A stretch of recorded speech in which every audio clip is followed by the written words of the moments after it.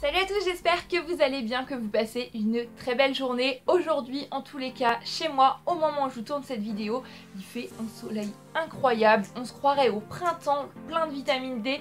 Ça fait un bien fou au moral et je suis d'autant plus heureuse qu'aujourd'hui, je vous retrouve pour le book haul du mois de janvier et du mois de février. Je vous fais pas souvent de vidéos book haul, que j'achète pas vraiment souvent de livres papier, si ce n'est ma petite voire grosse faiblesse pour les magasins de charité, les vides-greniers.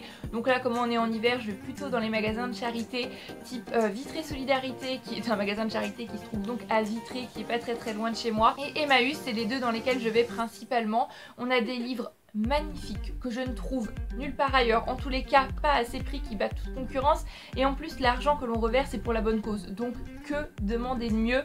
Et je pense que si vous me suivez depuis un moment, vous le savez, j'ai un grand amour pour les classiques dans de très belles éditions comme celle que vous pouvez voir dans la bibliothèque qui se trouve ici juste derrière moi, et là j'ai fait juste de magnifiques trouvailles, donc je suis super heureuse bien évidemment. J'ai hâte de découvrir chacun de ces livres bien évidemment, je vais éviter de le répéter tout au long de cette vidéo et je suis surtout extrêmement impatiente de vous montrer tout ça. Donc trêve de blablatage, il y a 17 livres, donc je vous invite quand même à vous prendre un petit thé, café, chocolat si vous en avez envie, et on y va tout de suite sans plus tarder. On commence avec le premier livre, c'est celui-ci. Il est tout petit, il est magnifique, il y a un effet un petit peu velours, je sais pas si ça se voit à la caméra. Et on a juste cette dame, il s'agit du livre Elle et lui de George Sand. Je n'ai encore jamais rien lu de George Sand, je ne sais rien de sa plume, je n'ai lu aucun avis sur ses livres. Celui-ci, je ne sais pas de quoi il parle, même si au titre Elle et lui, je me doute fortement qu'il s'agit d'une romance. Je ne sais pas si c'est le meilleur livre pour partir à la découverte de George Sand, mais en tous les cas maintenant c'est celui que j'ai dans ma palle. Je l'ai eu pour 50 centimes, donc autant dire que je ne pouvais absolument pas passer à côté. Il est juste sublime et j'espère que l'histoire le sera tout autant. On poursuit avec ce livre-là. Quand je l'ai vu, je ne savais absolument pas ce que c'était, mais je me suis tout de suite dit: wow, cette couverture, ça pète, c'est génial, c'est magnifique. J'avais jamais vu des livres avec une illustration comme ça, reliée avec des dorures. Voilà, j'ai complètement flashé, et ensuite j'ai regardé un petit peu ce que c'était, et il s'agit des contes de Rudyard Kipling. Et je n'ai pu qu'être heureuse de le trouver, puisque Rudyard Kipling, c'est un auteur dont avait parlé à plusieurs reprises ma prof de français que j'aimais beaucoup, que j'avais au lycée, et qui nous avait dit plusieurs fois: arrêtez un petit peu, le livre de la jungle, c'est pas seulement Hakuna Matata, c'est pas seulement Disney. À la base, c'est quand même une œuvre magnifique du grand Rudyard Kipling, qui a une écriture géniale. Lisez ses contes, au moins découvrez Rudyard Kipling. J'avais pu penser à ça, c'est resté un petit peu dans un coin de ma tête si vous voulez, et quand à Emmaüs je suis tombée sur ce livre, que j'ai vu qu'il s'agissait des contes de Rudyard Kipling, qu'en plus de ça, comme d'habitude c'était un prix dérisoire, bien sûr j'ai pas pu passer à côté, et je suis super heureuse de l'avoir. Donc dans ce livre, qui est une édition de 1966, on a Les tambours du 4½ Scrum, 007, Le chat maltais, Wee Willie Winky, Le navire qui s'y retrouve, mais démêlé avec un lion, et Moti Gujmutin. C'est écrit quand même assez gros, je pense que ça va se lire très rapidement, mais c'est plutôt un bon compromis pour découvrir la plume de Rudyard Kipling, je pense. J'ai hâte de découvrir ses contes, et pourquoi pas ensuite, si sa plume me plaît, découvrir l'histoire originale du livre de la jungle. Et je pense que même si j'adhère pas plus que ça à sa plume, je découvrirai quand même cette histoire, puisque cette prof de français m'a donné immensément envie de la découvrir. Et puis c'est toujours sympa de découvrir l'histoire originale, donc le livre de la jungle reste dans un petit coin de ma tête. On poursuit avec ce livre-ci, donc j'ai déjà quelques livres dans cette édition que je trouve juste superbes, avec des rectangles un petit peu en relief. Bon, il a pris un petit coup ici, je pense que ça se voit à la caméra, mais c'est vraiment pas grave, il est un petit peu matelassé, et surtout il s'agit du Rouge et du Noir de Stendhal.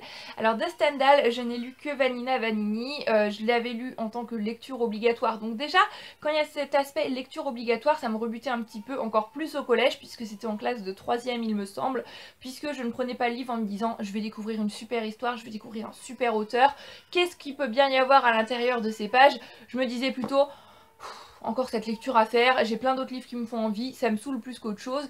Déjà je partais pas avec la bonne perspective en fait, et de Vanina Vanini maintenant, si vous me demandez ce qui s'y passe, je ne sais absolument rien, je n'ai rien retenu, et je crois que sur l'instant T je n'ai rien compris même, mais j'ai entendu beaucoup de bons avis du Rouge et du Noir de Stendhal, qui reste quand même je pense l'un de ses livres les plus connus. J'ai vraiment envie de lui redonner une chance, et ce sera avec Le Rouge et le Noir. Et pourquoi pas ensuite retenter Vanina Vanini une dizaine d'années plus tard. Il est quand même assez épais, mais ça a l'air d'être juste passionnant, donc pourquoi pas. Le seul livre dans ceux que je vous présente aujourd'hui qui n'est pas un classique, il s'agit de Ce Petit Poche, d'une très vieille édition puisque c'est avec les pages jaunes. Il s'agit de J'avais un an en 1900, c'est de Edward Blade paru aux éditions Le Livre de Poche. Oui, donc Edward Blade, c'est cette personne qui avec sa femme a créé le fameux Blade, livre incontournable pour apprendre l'orthographe, pour apprendre le français. Et donc il est né en 1899, donc techniquement comme l'indique le titre de ce livre, il avait un an en 1900.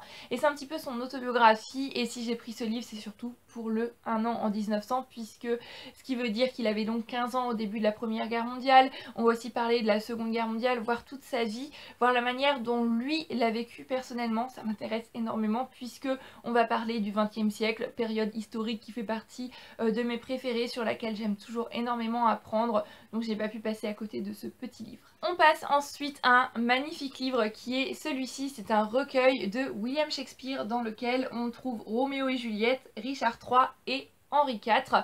Cette édition était vendue à 4 € à Emmaüs.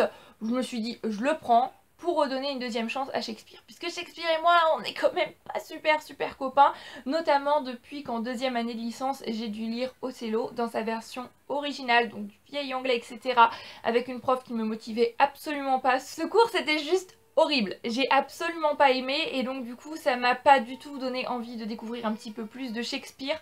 J'avais dû lire Roméo et Juliette il y a des années de ça aussi, ça devait être au collège encore une fois, et pareil, lecture obligatoire, je m'étais forcée un petit peu, j'avais pas tout compris, même s'il y a des versions de Roméo et Juliette au cinéma que j'aime beaucoup.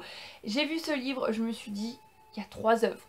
Donc 3 registres un petit peu différents. Roméo et Juliette c'est une chose et Richard III et Henri IV c'en est une autre.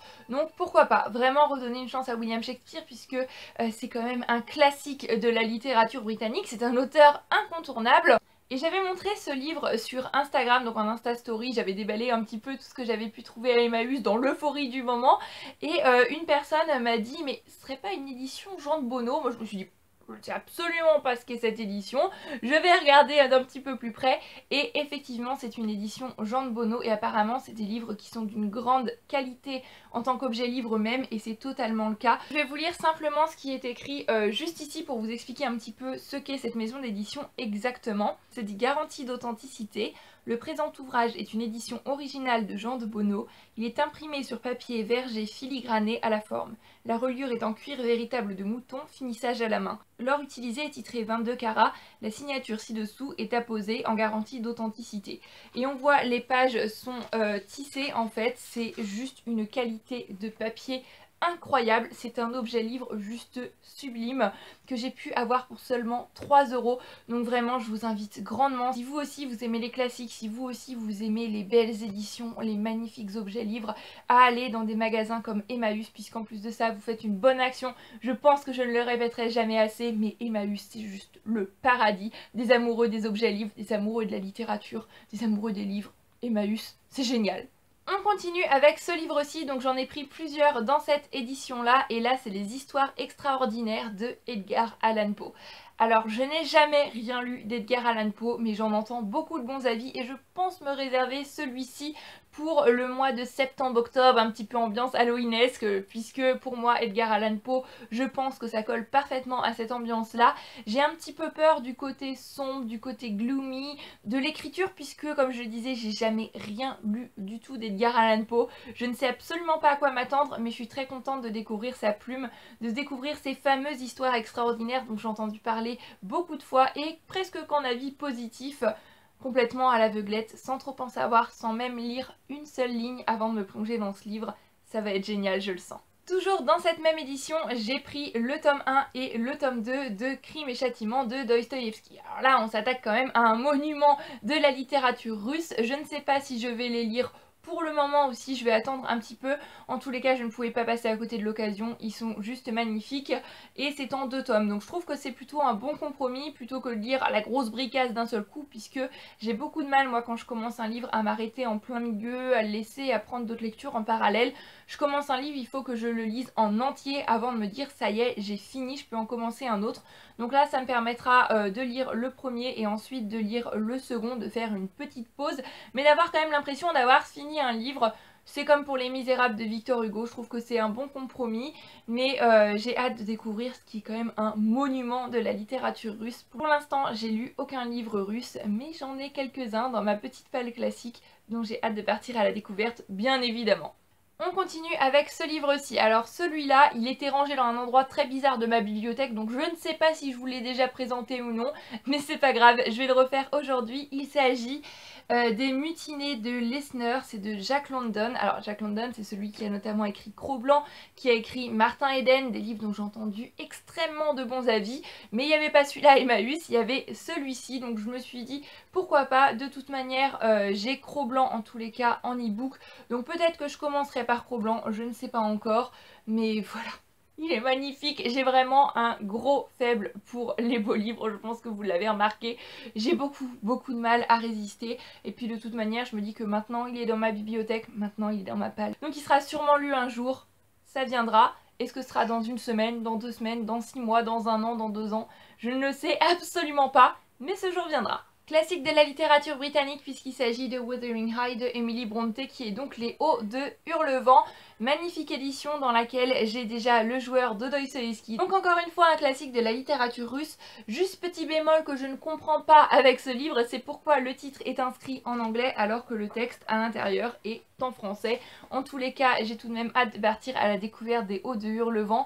De découvrir moi aussi Heathcliff. J'ai l'impression soit on l'aime soit on le déteste. Les Hauts du Hurlevent, j'ai entendu un tas de bons avis sur ce livre. C'est le coup de cœur de beaucoup de personnes. J'espère que ça en sera un pour moi également et je pense que ça va être le premier livre des sœurs Brontë que je vais découvrir. Dans la même édition et pour continuer sur cette lancée d'auteurs russes, une belle petite bricasse puisqu'il s'agit de Anna Karénine de Tolstoï. Donc je pense que c'est pas celui que je vais lire tout de suite puisque comme je vous le disais c'est ce genre de classiques super gros qui ne sont qu'en un seul tome que j'ai du mal à lire puisque je veux tout lire d'une traite, mais maintenant il est dans ma bibliothèque. Je pense que je vais commencer petit à petit par d'autres classiques de la littérature russe, par d'autres auteurs, et quand je me sentirai assez prête, eh bien je m'attaquerai à ce joli bébé qu'est Anna Karénine.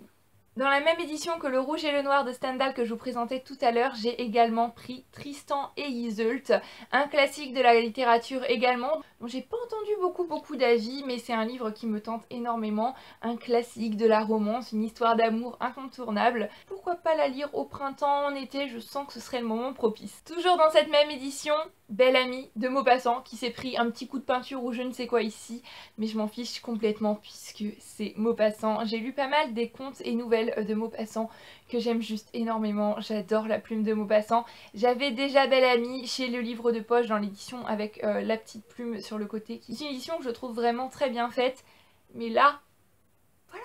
Encore une fois, j'ai juste craqué parce que je pouvais pas résister, donc je suis super heureuse de l'avoir et bien évidemment j'ai hâte de le découvrir et je pense pas être déçue puisque c'est Maupassant, tout simplement. La preuve que ça fait un petit moment que j'attendais pour vous tourner ce book haul, j'avais oublié que j'avais pris ce livre. Il s'agit de La Chartreuse de Parme de Stendhal. Je pense quand même découvrir Stendhal avec Le Rouge et le Noir que je vous ai présenté tout à l'heure, mais La Chartreuse de Parme reste aussi un classique et reste un livre très connu de Stendhal. Pourquoi pas essayer de caser Vanina Vanini entre les deux si j'aime sa plume, mais La Chartreuse de Parme, je connais un petit peu moins de choses dessus. J'ai un petit peu moins de quoi ça parle, donc je vais partir à la découverte un petit peu plus à l'aveugle, mais c'est pas plus mal. Et le dernier livre que je vous présente aujourd'hui, qui me rend extrêmement heureuse, c'est une édition de 1931 qui est juste magnifique.